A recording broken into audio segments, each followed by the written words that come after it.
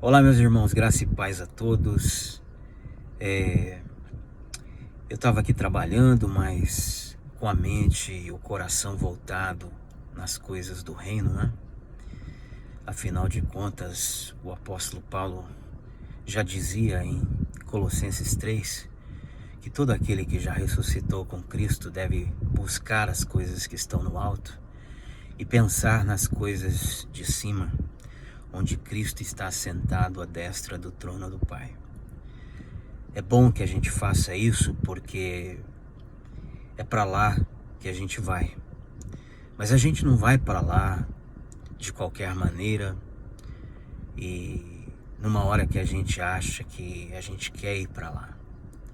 Eu digo isso porque você já se perguntou se esses atalaias que estão tocando trombeta, talvez aí na tua congregação, na tua casa, onde você está, todos esses anos de vida cristã, onde você cresceu, você já parou para pensar se esses atalaias aí estão tocando a trombeta com o som correto? Talvez você vá me dizer, mas não existe mais atalaia. Isso aí foi até João Batista. Aí eu te digo, você tem certeza? Realmente você tem certeza disso? Você já leu Atos 20? Quando Paulo, ele chama ali em Fileto os anciões, os líderes da igreja de Éfeso, e os exorta dizendo que o tempo da sua partida estava chegando e que ele havia pregado o evangelho a toda aquela região e ele estava limpo do seu sangue porque ele anunciou todo o caminho do Senhor, tudo o que tinha que ser anunciado. Então ele diz, olha, eu estou limpo do sangue de todos. Se não há atalaia, por que é que Saulo, ou melhor, Paulo, né, o apóstolo dos gentios, fez uma menção como esta, que era pertinente somente aos profetas e aos atalaias? Não é para pensar? Ele diz lá, olha, eu sei que o tempo da minha partida está chegando, sei também que o Senhor vos escolheu para estarem à frente do rebanho do Senhor, que Ele constituiu a vocês como presbíteros, né? A palavra presbítero ali é, melhor dizendo, como bispos, né? Ele constituiu anciãos, que é a palavra presbítero no grego, né? Uma pessoa idosa, mais experiente. Ele constituiu vocês presbíteros a bispos. A palavra ali é episcopos, não é presbítero. Bispo é episcopo, presbítero é um ancião. Então ele diz, olha, a vocês anciões, a vocês presbíteros, o Senhor, por intermédio do seu Espírito, vos constituiu como episcopos, ou seja, como bispos, né? Ou seja, como guardiões, como vigilantes, como mordomos do povo de Deus, a fim de apacentarem o rebanho do Senhor Jesus. Aí ele diz assim, mas eu sei e eu temo que após a minha partida surgirão muitos lobos devoradores no meio de vós, os quais não pouparão o rebanho. E por vaidade, por interesse, atrairão todos os discípulos para si. Então, irmãos, não há desculpa para a gente achar que tudo tá maravilha, tá tudo uma bênção, que todos aqueles que estão nos rodeando, que estão pregando e ensinando a palavra à nossa volta, ou conosco, ou junto da mesa, sejam de fato atalaias. Gostando você ou não, são atalaias. Não sabemos. Como é que se sabe se são atalaias ou se não são atalaias? Porventura não disse Jesus em Mateus capítulo 7, que é pelos seus frutos que se conhece a árvore? Ele disse que surgiriam muitos falsos profetas, mas pelas suas obras, pelos seus frutos. E como a gente conhece o fruto? A gente conhece o fruto pela árvore. Cada fruto vem de uma árvore. E como é que a gente conhece a árvore? A gente discerne a árvore por meio das suas características. E é isso que as Escrituras quer que nós façamos. As Escrituras quer que nós entendamos que ela fala muitas vezes por enigmas, por parábolas. Ela usa árvores, inclusive, para falar de pessoas, para falar de povos. Você entende essas coisas? Você medita nelas? A Bíblia diz em Juízes 9 a parábola de um rei ali, não é? Que ele conta uma parábola que havia ali algumas árvores que queriam ungir, né, um rei entre elas para aquele bosque. Aí foram falar com a oliveira e a oliveira disse: olha, eu não tenho como fazer isso porque eu estou muito ocupado em produzir meu fruto doce, né, que alimenta ao Senhor, a Deus e aos homens. Foram falar com a outra árvore nobre, não é? A videira, e ela disse: olha, eu não posso reinar sobre esse bosque porque eu estou muito ocupado preparando o meu vinho que alegra o rei, né? Olha só, o rei, o Senhor dos exércitos e os homens. Também perguntaram a figueira, melhor dizendo, a oliveira, né? E disseram para ela fazer isso: olha, reine sobre nós. E a oliveira disse: eu não posso. Eu não posso porque eu estou muito ocupado em preparar o meu azeite que foi feito para ungir, né, o rei, e meu azeite precioso que serve também para os homens. Estou parafraseando aqui a parábola, né? E aí foram falar com o espinheiro. E o espinheiro foi e disse: olha, tudo bem, eu posso reinar sobre esse bosque, mas vocês vão ter que vir se abrigar debaixo dos meus ramos, dos meus galhos. E aí a história diz que então um fogo se acendeu e queimou todo aquele bosque, porque todos esses espinheiros no deserto, na terra do Oriente, vez por outra, ele pode entrar em combustão devido ao calor excessivo. Assim como aquele arbusto que pegou fogo, aquela sarça que pegou fogo ali, quando Moisés subiu ao Monte Sinai. Aquilo era uma coisa até que comum acontecer, mas não era comum uma voz sair do meio da sarça e dizer: Moisés, sobe para cá. Essa é a diferença entre uma sarça cujo Deus fala do meio dela e uma sarça que consome todo o bosque. Então, toda árvore nobre está ocupada com afazeres nobres. Todo servo de Deus, assim como todo servo de Deus nobre, está ocupado com as coisas do reino de Deus.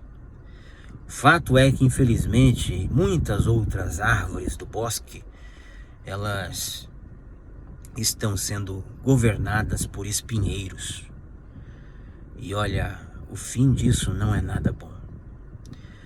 Então, irmãos, eu quero dizer aos irmãos que não pense você que tudo está a mil maravilhas, que não está. Você tem que andar vigilante, tem que levantar a tua cabeça e saber discernir os tempos determinados em que nós estamos vivendo. E como é que você vai fazer isso, sendo que tempos determinados para Deus não são tempos cronológicos apenas, mas são tempos moed, tempos kairos, tempos de Deus, que Ele mesmo estabeleceu pelo seu próprio poder para manifestar as suas maravilhas na terra, seus planos, Você conhece os tempos determinados? Sabe que os tempos determinados são as festas de Deus? Você tem noção do que é isso? Tem alguém tocando trombeta e anunciando aquilo que vai acontecer, fazendo isso por meio dos tempos determinados, ou seja, por meio das festas de Deus? Ou por tempos cronológicos, tempos humanos? Você tem ouvido algo que você tem colocado a sua fé, a sua confiança, toda a tua vida, tudo que você tem, com base em tempos cronológicos, tempos humanos, em aions, tempos desse mundo, presente século? Ou você está com seus olhos voltados no Kairos de Deus, no Moed de Deus, nas festividades de Deus, nos tempos determinados de Deus? Porque se esses atalaias estão tocando trombeta com base em tempos cronológicos, em aions, em presentes séculos, você está edificando a sua casa sobre areia. Se eles estão tocando esse tipo de trombeta e você está ouvindo, pode ter certeza que a trombeta que está sendo tocada não está sendo tocada com o tom correto. E você sabe o que é que a Bíblia diz acerca de uma trombeta dar um som incerto? Você sabe o que Paulo diz a respeito disso em 1 Coríntios capítulo 14, tendo ele a mente em Ezequiel capítulo de número 7, quando ele diz, olha, se a trombeta der som incerto, quem é que vai se preparar para a batalha? Você já parou para pensar por que é que o apóstolo Paulo falou isso? Que batalha é essa? Que trombeta é essa? Quem é que está tocando isso? Se tem trombeta com som correto, tem trombeta com som incerto. Fato é que a Bíblia diz em Ezequiel, capítulo de número 7, que o Senhor, falando pela boca do profeta, Ezequiel, acerca do fim, ele diz, assim diz o Senhor, mais uma vez, a ti, ó filho do homem, diz e profetiza que vem o fim vem.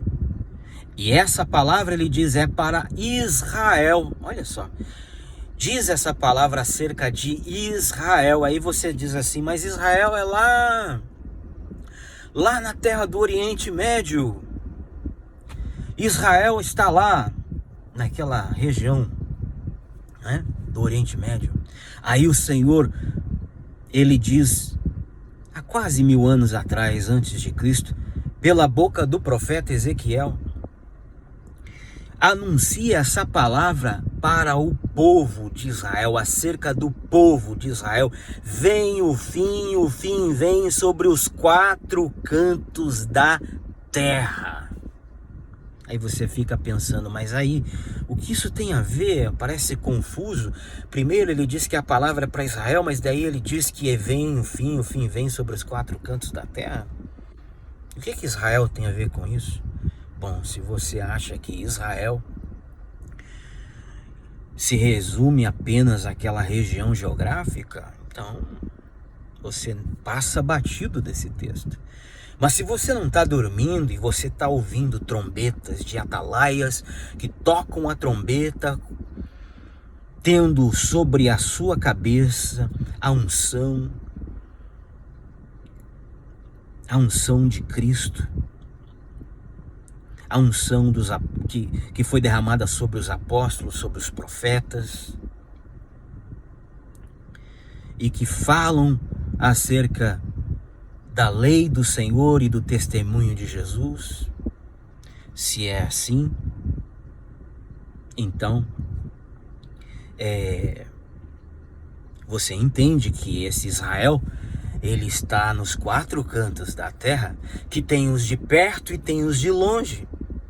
Que Cristo, ele unificou tantos de perto quanto os que estavam longe. E que Pedro disse em Atos 3 que ainda há muitos que estão longe, mas que também se achegariam perto, porque a obra da cruz, segundo Paulo em Efésios 2, é para os que estavam perto, a casa de Judá, e para os que estão longe, a casa de Israel, que não sei se você sabe, se trata dos gentios.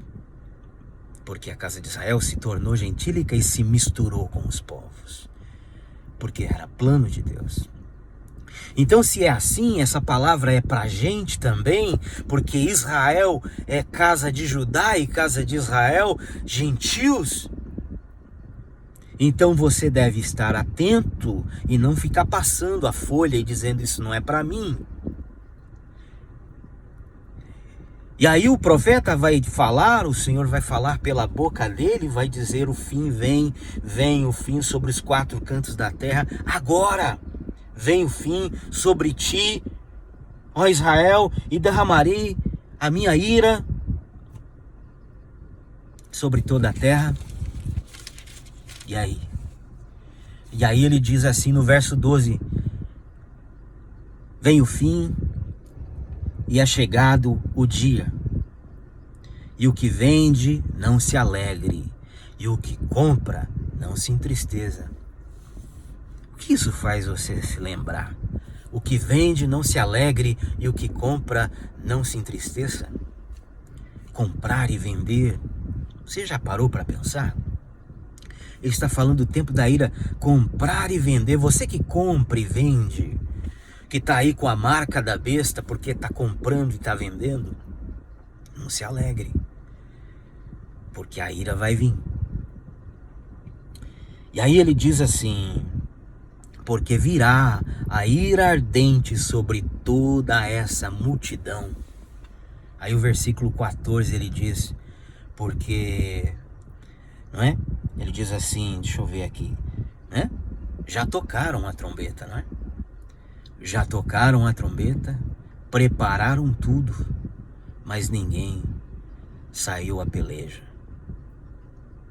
Já tocaram a trombeta, já prepararam tudo para a batalha, mas ninguém saiu à peleja.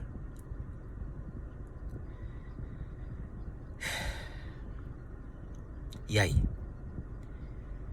Havia muitos falsos profetas nos dias de Ezequiel, como há muitos hoje, muito mais. Quantas pessoas estão tocando trombeta e ninguém saiu para peleja? Por que será? Será que esse evangelho que você está ouvindo, que fala de um escape, que diz haverá paz e segurança, será que esse evangelho não foi já detectado? Será que o Espírito de Deus não já sabia que isso ia acontecer nos nossos dias e ele anunciou isso desde os dias dos profetas? Será que você não consegue raciocinar e pensar que esse era o desejo daqueles que estavam lá, de escapar, que Deus era bom e ele ia nos livrar do dia da ira?